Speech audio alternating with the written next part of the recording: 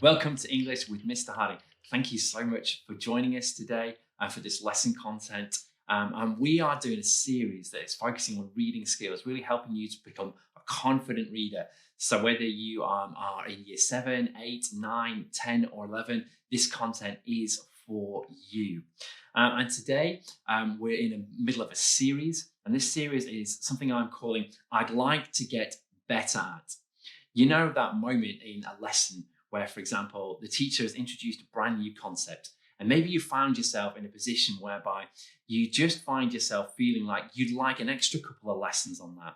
In other words, to frame it this way, you're actually saying to yourself, I'd like to get better at, and then whatever the reading skill is. So all of these lessons are aimed at helping you to dive deeper, to gain a better and a deeper understanding of the key reading skills that you need to be able to be a successful reader, so that as you go further up the school, you can confidently read any text that your teachers give you with a sense that you understand what's going on and you're able to actually interpret correctly what the writer is meaning or suggesting or saying.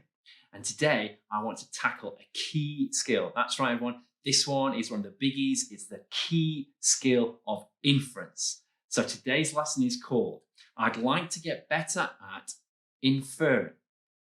Now, just in case you've not been with us before, I'll just explain the concept behind every single session. And every single session is going to run like this so that you can understand what to expect and then what you can then go and do.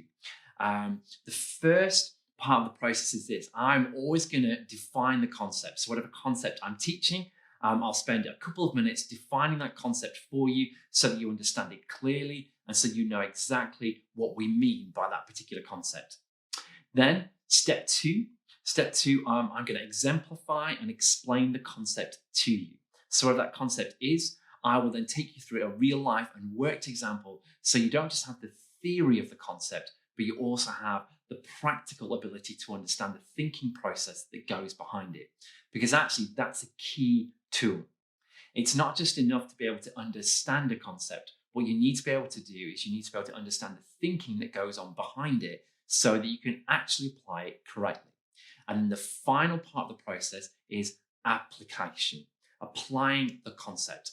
And what I'm going to do for every single session, I will attach some documents. They'll be labeled either Key Stage 3 or Key Stage 4, which means you can print those off and you can have a go at reading those for yourselves and actually practicing the concept for yourselves. And don't forget, you can like, you can comment, you can share all this stuff with your friends so that you've got an opportunity to actually share this and share ideas and share thoughts. And as well, share thoughts with us. Let us know what you think. Let us know what some of your ideas and your answers are. We'd love to hear from you. And so today, as I've already said, I'd like to look at this skill, the skill of inference. Now, inference, maybe perhaps you've heard this described as reading between the lines.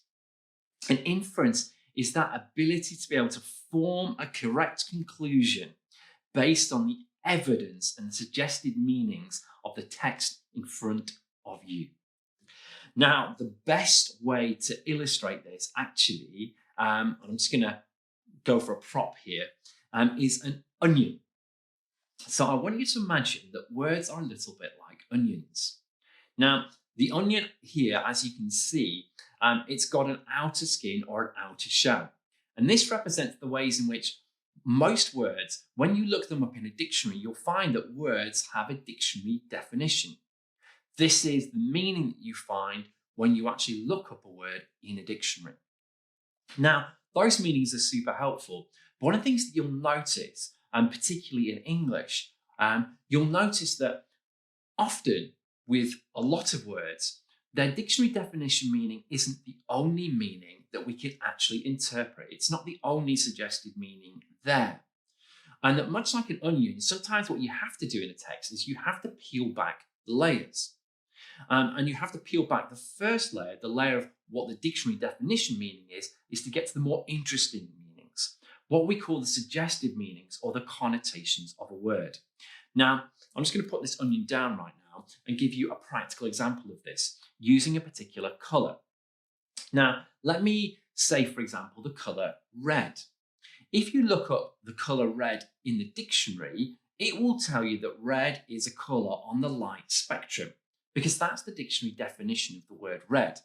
However, when red is used in English literature, red actually has a number of suggested or connotative meanings. These are meanings that have grown up over time with writers using them in lots of different styles of text, in lots of different ways, so that if you've read lots of different types of literature, you'll recognize these meanings very easily. Now, the two most common meanings associated with the colour red come from two different styles of writing. The first one is horror, or maybe crime fiction, and the second one is romantic fiction. When red turns up in a crime novel, or if it turns up in a horror story or a gothic story, normally in that case, red is something to do with blood. It's something, therefore, to do with death, because obviously we need blood to stay alive. So when red turns up in a crime novel or it turns up in gothic fiction, normally it's an indicator that something terrible is about to happen. It's a foreshadowing device. Now, if, however, we use the colour red in romantic fiction, it has a very different meaning. Here, it's nothing to do with blood, it's nothing to do with the loss of life, it's nothing to do with fear. Actually, in romantic fiction, the colour red is almost always associated with the idea of love. And this is why, for example, when you are text messaging people, you will find if you are trying to send an emoji, you'll often have sent the emoji of a red heart. And this is because in literature, the idea of a red heart is something that was first initially made by writers, and then this idea has been picked up by them and just shared up until the point that for romantic fiction, the idea of red and love have become intimately connected and entwined.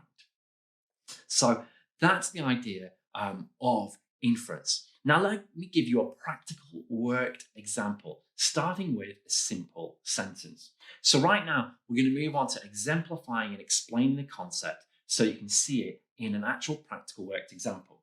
So I've written down a sentence here, and it says this: the colonel slammed his fist on the desk. A really simple sentence right there. Now, if I was to ask you, what can you infer about the colonel's state of mind? I wonder what you'd come up with. I'm sure many of you, if you looked at that sentence, you'd be able to correctly identify and infer. You'd say to me, well, reading that sentence, I think the colonel is either frustrated or he's angry. And you'd be absolutely correct. But I wonder, when you've read a sentence like that, have you ever thought about how did you reach that conclusion? How have you interpreted from this text that the colonel is either angry or frustrated? Well, let's work it through so that you can understand it in a bit more detail.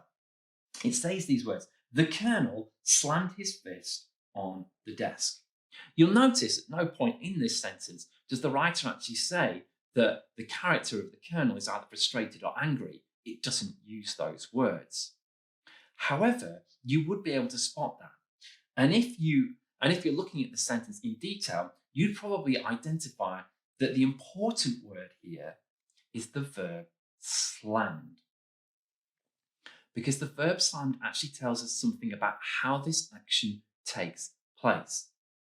Now, you can tell this if you actually change the sentence up. If I put, the colonel put his fist on the desk. Now, apart from it being a slightly odd sentence, why would you just put your fist on the desk? You actually, from that sentence, you probably wouldn't infer necessarily that he's angry or that he's agitated or that he's frustrated. If I use the word placed, similarly, you wouldn't reach that conclusion. It's actually down to the inferred meanings of this word slammed. Because what slammed does is slammed actually suggests or implies that he's not just putting his fist down on the desk, he's actually putting his fist down the desk with force and with violence. Now, This may spark off an image inside of your mind. Many people, when they read, they actually see pictures in their mind. And perhaps maybe when you read that word slammed, you've seen someone do this. They slam their fist down on a desk. And it's a way of expressing frustration or expressing anger. So that's the way in which we reach that conclusion.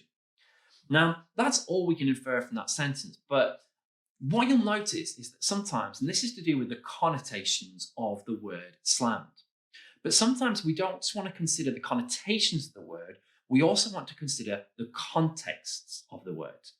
And what that means by context, it means what just happens before it or what happens after it.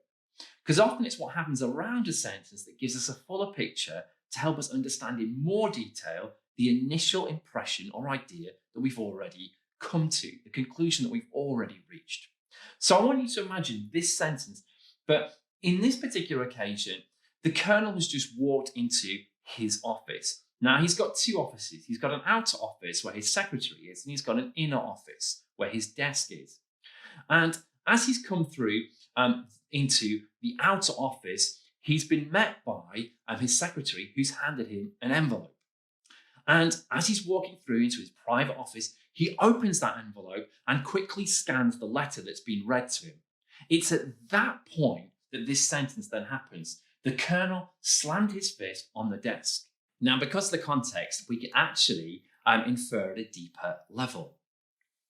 We can say that the colonel is angry and frustrated because of the letter that he's received. In actual fact, what we've noticed is there's a cause and effect going on here. The cause is the letter that he's just received, whatever information that he's read in it has made him feel angry and frustrated. I want to now introduce a new segment which I'm calling Mr. Harding Recommends, and we're going to look at a second extract here, and this is from Philip Pullman's The Ruby in the Smoke, which is a story I absolutely love. And once again, just to set the context of what's happened, the main character, Sally, has just gone into a shipping agency. It's set in Victorian England, and then we read these words. She's asking a question. Well, have you ever heard the phrase, the 7 blessings? Then something extraordinary happened. Mr. Higgs was a large, well-fed man, as we have remarked. So perhaps it was not Sally's words so much as the years of port and Cuban cigars and rich dinners that preceded them which made him crumple at the heart and gasp for air. He took a step forward, then darkness flooded his face. His hands clutched at his waistcoat, and he fell with a crash on the turkey carpet. One foot kicked and twitched 5 times, hideously. His open eye was pressed to the carved claw foot of the chair she sat in. She did not move, nor did she scream or faint. Her only actions were to draw back the hem of her dress from where it brushed the shiny dome of her skull and to breathe deeply several times with her eyes shut. Her father had taught her this is a remedy for panic. He had taught her well. It worked. When she was calm again, she stood up carefully and stepped away from the body. Her mind was in turmoil, but her hands, she noticed, were perfectly steady. Good, she thought. When I am frightened, I can rely on my hands. The discovery pleased her absurdly, and then she heard a loud voice in the corridor. And that's where we'll leave it. Now, if you were to read this particular extract, and maybe the question that was asked of you goes, what are your impressions of Sally Lockhart in this particular extract? I think we need to focus on a number of different things. And this is what I'm really talking about inference. Sometimes in inference, you can't just look at an individual word. You actually need to rely more on the context. And remember, context is what's happening in and around this particular extract that you've been given. An example of this would be in this particular extract that I've just read to you. You need to consider a couple of things. Now, we were told at the very beginning of the story, and it's something I forgot to share with you actually, that Sally Lockhart is almost 16 years old. We also know, because I did tell you before I read the extract, this is set in Victorian England. So one of the things that we should be able to work out, putting those two pieces of information together and then looking at how Sally behaves when she watches someone die in front of her, we should be able to say something about her as a person. I wonder, what would you say about Sally? She's almost 16 years old.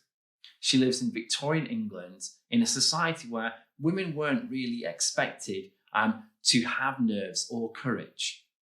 What would you say based on how she behaves here? Now, if you're using the skill of inference correctly and also taking the context into account, you should be able to say something like this. Sally is quite an unusual young woman. Or maybe perhaps you rested on the idea of the fact that Sally's clearly a courageous young person. And the reason for that is based on the fact that she doesn't seem to respond when somebody dies. You'll notice the author actually tells us that she doesn't scream, she doesn't move. In actual fact, all she does do is she breathes deeply a number of different times. Another thing that the author also draws our attention to is the fact that her hands are perfectly steady. However, the author does let us know that actually she is affected by what she's seen. We're told, for example, and I'll read it to you again, her mind was in turmoil. Now, this word turmoil basically means that her mind is disturbed. In other words, she's upset. Her mind feels chaotic, even though her hand isn't shaking, which actually, if you think about it, would be perfectly normal. So we can infer a couple of things about her. She's a perfectly ordinary person. She does actually feel the death as an everyday ordinary person would do, but she's also able to control herself. And notice, we're then adding in a new idea, another idea. So she's an unusual person. She clearly has self-control. She's able to control her own reaction. And it seems like the memory of her father in some way actually empowers her to be able to not react and by screaming out. The other thing we could also sort of say, she's quite an unusual person for the time. In Victorian England, it was strongly expected that women in situations like this would fall to pieces, that women would begin hysterically crying out. And this was the common belief. So it also tells us something about her as a character. The author wants us to know Sally Lockhart is not a stereotypical young person of her time. She's actually quite an unusual person. And so I say that's a second example of how we can use this skill of inference. Now, beneath this, I've included a number of different extracts where you can try this skill for yourself. Now, remember, when we are looking to infer, remember there are two important things you need to consider. And they both begin with C, which is super helpful. I often find when things begin with the same letter, it actually helps me to remember them. So whenever we're inferring, you need to think about this. Connotations. What are the suggested meanings of an important word in the sentence? Or the suggested meanings of whatever is happening in that particular moment? But then you also need to consider the second C, context. What's happened just before the important sentence? What's happened just after the important sentence? What's happening around that sentence? Is there any detail about history? Is there any detail about the character's age? Maybe something you've learned earlier in the story that actually helps you to understand how this character is behaving in that moment. And behaviour is a really, really key thing to look for in any kind of novel. Ask yourself the question, how is this character actually behaving? Is how they're behaving at this moment, is it in many ways exactly what you've seen earlier, or is it different to what you've seen? If it is different, it may mean that there's a change in that character. They're actually developing, they're growing, they're becoming a different person. Inference is so key if you are going to be able to understand what it is you're reading in English. And the more you do it, the better you get at it. It's like anything, it's just practice. And the more you practice it, the more confident you become with it. And actually, you'll find you become more competent too. So can I encourage you? Check out the documents below, have a go yourself. and see what you can come up with. I cannot wait to see you. You may want to check other episodes in this series to look at all these different reading skills. I hope you have fun. I hope you're enjoying this time. We can't wait to see you back another time. Take care, everyone.